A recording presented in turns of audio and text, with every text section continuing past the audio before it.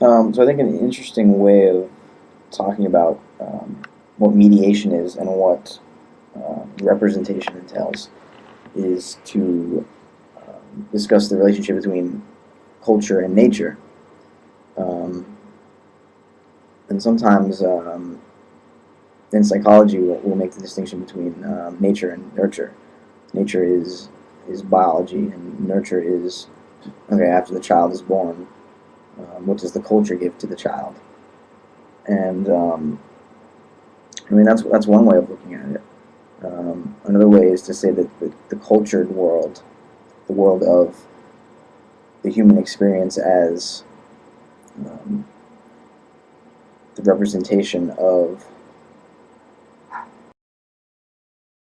the mediated world out there, um, that is our culture. And nature, in contrast to that, is immediate. There's no doubling back on itself. There's no enframing. Everything happens of itself. It arises spontaneously, and there isn't this self-conscious need to draw attention to yourself. And in a sense, it's not like, I mean, it sounds almost like I'm making it sound like culture is a bad thing, that mediation is a bad thing. It's not necessarily a bad thing that we have all these complex representational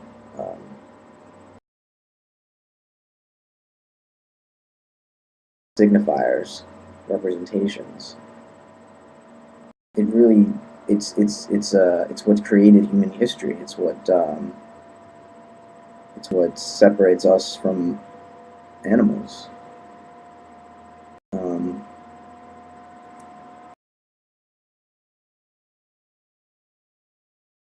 the book of the Gospel of John um, talks about the Word, and I think it's talking about, it's referring to the logos, or just the ability to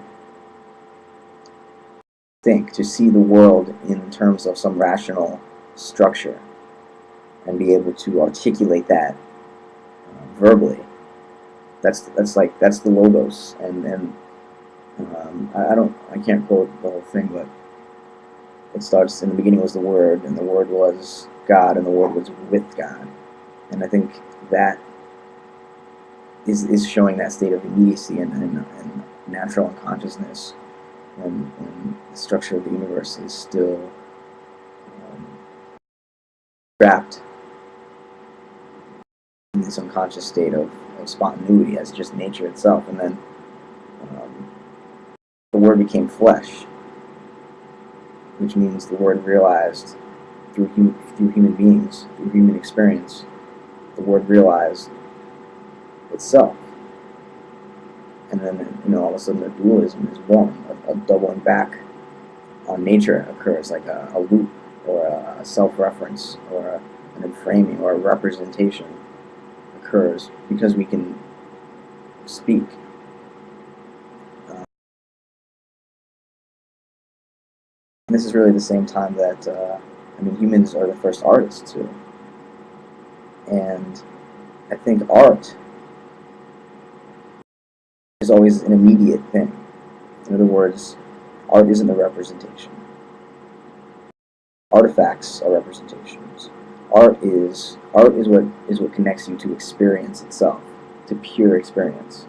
When you really engage a piece of artwork, you're not trying to represent it. You're not trying to give it a name and judge it and leave it at that. You're trying to experience the painting.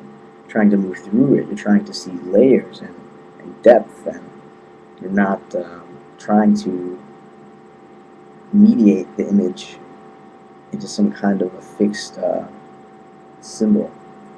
Um, and I mean, that's why pop art, pop music, quality of it. I mean, it's catchy stuff. Don't get me wrong, but the droning on of the same old patterns and the same old rhythms, and it's all recycled, and it's all we we understand it too well, or it understands us too well. Yeah, that's it for now.